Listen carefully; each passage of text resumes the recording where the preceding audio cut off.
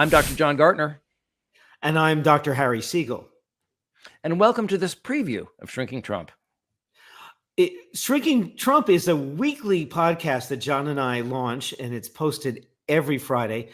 And it came about because we were concerned as clinical psychologists that the public, the media, and the political elites were missing the fact that Trump had begun to show early signs of dementia in the ways in which it limited his speech and his thinking, even his physical gait. That, all on top of what we have known for many years before, is a malignant narcissistic personality disorder. John? Well, I appreciate the fact, Harry, that every week you kind of summarize the purpose of the show and the history of the show. And one of the things that we thought was so clever at the time that we conceived of the show was the title, Shrinking Trump. Of course, because it was meant to be a double entendre. We're shrinks and we're analyzing Trump. I think everybody gets that part. But it was also meant to suggest that Trump himself is shrinking. Yes. That we're observing a shrinking Trump because he has a deteriorating cognitive decline, as well as a psychiatric disorder that tends towards greater madness and greater decompensation, and as it flourishes as people age. And at first we were on that line, and then there was a disruption, right, where suddenly Trump didn't look like he was shrinking; he looked like he was expanding. And we have to be honest about that. We all got scared, right? It was after the debate and the assassination attempt. It seemed as if he was almost becoming a mythic figure, the raised fist. Yeah, exactly. And suddenly we weren't laughing about the shrinking Trump anymore. But now that Kamala has taken control, I think, and he is really on the defense and really decompensating, I believe we can go back to our original double entendre meaning, which is we are observing a shrinking Trump. And one of the ways that is being achieved is through the power of ridicule. That this works with bullies, right? If you tease a bully, you basically unmask them and unhorse them. You throw them off balance. It's one of the ways that you can deal with a bully. And it's interesting. I was someone pointed out. I wish I could remember. One of our listeners pointed out Sun Tzu. In The Art of War, said if your opponent is excitable, irritate him. And so it's really right, because he'll make a mistake. And so what I'm excited about is not just the work that George Conway is doing and Lincoln Project doing to microbeam these things to his clubs that are making him become more irrational and unhinged. The Harris campaign has also got the message that ridicule works. They have joy, and joy beats hate. Okay, but what's so clever about them is I want to say they're playing three-dimensional chess, and you've pointed out that's kind of a fake thing. There's no such thing as three-dimensional chess, but they are playing chess. This is a very sophisticated campaign.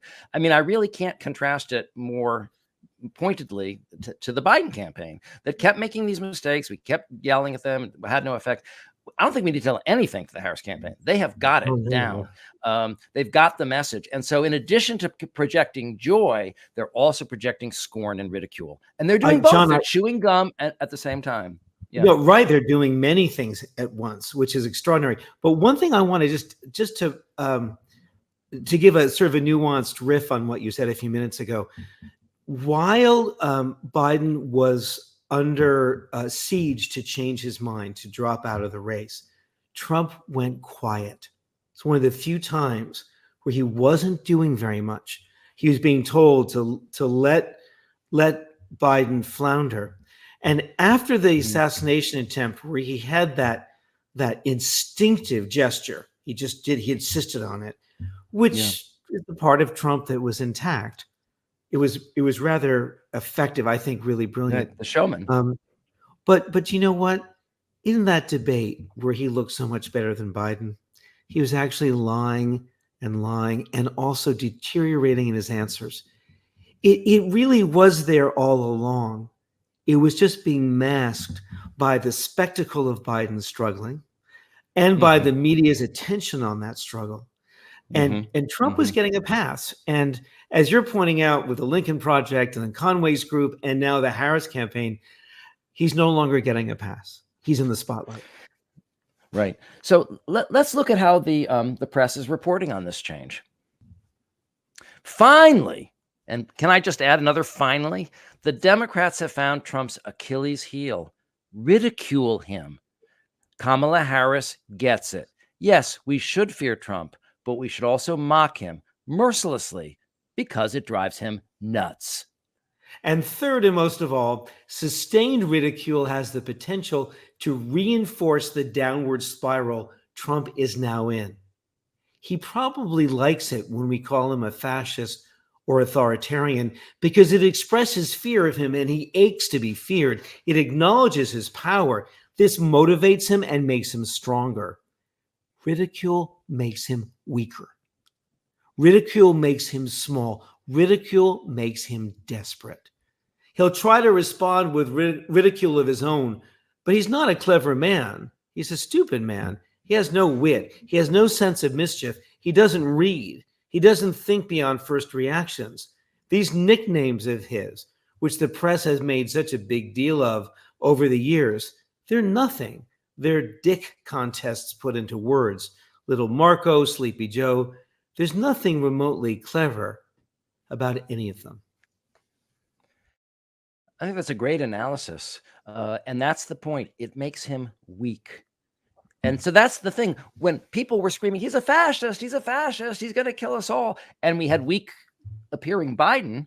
It was like, yeah, but he's strong. Yeah, and as we've been saying, strong trumps weak. Strong and bad trumps weak and good. Now we have strong and good against. Is it strong and bad or weak and bad? You see, that's the thing. Now we're pointing out his weakness. And I tell you, these people. One thing to add, though, as far as our clinical analysis, because remember, we're therapists above all, is that I think Trump in 2016 was actually quite clever. Mm-hmm. And he had great nicknames. They were devastating. They weren't silly or stupid. They were effective. Do you remember when he called what's her name? The senator from Massachusetts. He called her Pocahontas. It was devastating. It stopped her in her tracks. It was mean and it was racist and it was, corrupt. So we've seen a decline because I think the Trump we're seeing now is limited. The nicknames aren't good. His comebacks are weak. He's always calling people corrupt or lunatics. He's not. There's no nuance anymore. So stupid. I think we're hitting him as he's declining. You see my point? I do. That he was a bully, but he's not as good a bully as he used to be. That's a good point. And now he's faced his match. So let's take one theme. One of the things that I've noticed now is that the Harris campaign and the press are starting to be in coordination. I don't mean they're in cahoots, but what I mean is, first of all, Kamala HQ is a force on Twitter. If any of you are on Twitter, you'll see every day these incredibly witty videos, and everybody in the press, whatever they say, they watch Twitter. They just do. And they're certainly watching Kamala HQ. And so when Kamala HQ says something that is witty, but also on target and correct and strikes a chord, the press reports on it as a serious theme, echoing with earned media the message that the Harris campaign is trying to put out, exactly what was not going on with Biden. So let me just give you one example. Let's look at this video about Sleepy Don. Because people get bored, but they don't get bored with me. 6.5 hours later. Lawyers and your carpenters and your electricians and your drivers, and you're doing a lot of things. By the way, no beautiful F-35 Lightnings. Police is blowing up. Russia's blowing up with Ukraine. There's wars starting all over the place. Looks like bad things could happen. And 89% increase in aggravated assault and 56% department to go after their political opponent, but they're not doing well. I'm the only, nobody lies like her. She's a liar. She makes up crap. She's the one gonna raise, she said, Donald Trump. For the people who were just listening, what we were just seeing while the lullaby was playing and he was meandering on and on is the people behind him who were falling asleep. So it's one person yawning or sleeping after another while they're playing the lullaby, and he's droning and droning on. Now, let's see how the press is covering this same issue. Trump allies try to energize him as he struggles to adapt to Harris. The Republican nominee has fixated on Biden's withdrawal. It feels like he lost his mojo. The stakes for Trump this election are arguably the highest they've ever been. His criminal cases don't go away if he loses, yet he seems to be phoning it in, running a remarkably low-energy, undisciplined campaign, says Elisa Farrar Griffin, a former White House spokeswoman who quit after Trump supporters attacked the Capitol on January 6th.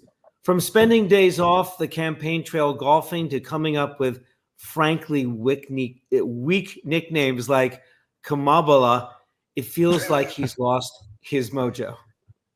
So, they're calling him low energy Don, basically, in the Washington Post, right? And so this is how we're starting to really roll now. We're changing the narrative. Finally, we are turning the page. So that's our preview of this week's show, Shrinking Trump. You can see the whole episode on the Really American Network. It's launched every Friday, live streamed at 3 o'clock, but you can see the full episode at 5 p.m. and thereafter. We really hope you'll join us there. We have a lot of fun, and there's a lot of things to talk about. And now is a particularly exciting time to watch, because not only are we as psychologists shrinking Trump, but in tune with the double entendre, we're watching Trump shrink. And it's very satisfying as we watch him deflate as we head towards Election Day. Hope you'll tune in and watch the whole show. See you then.